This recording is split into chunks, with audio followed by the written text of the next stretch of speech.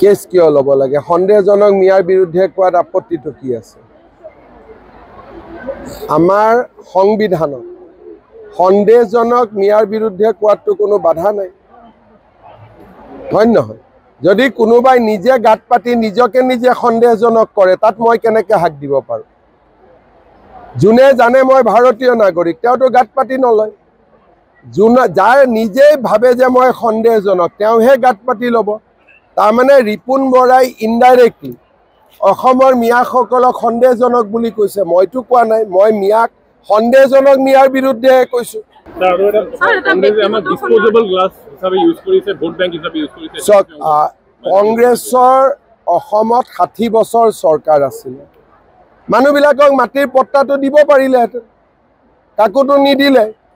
যদি মাটিৰ পট্টা দিলেহেঁতেন, কোনোবা ফৰেষ্টত গৈছে, ফৰেষ্টৰ পৰা উঠাই আনি গাঁৱত যদি মাটিৰ পট্টা দিলেহেঁতেন, আজিতো এভিকশ্যনো নহ'লহেঁতেন। এইটোতো সঁচা কথা।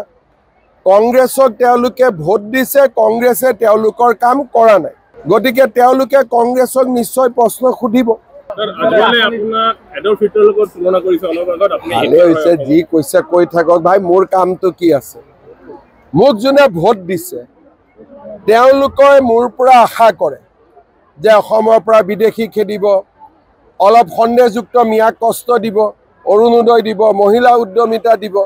গতিকে মই মোৰ কামখিনি কৰিবইতো লাগিব না।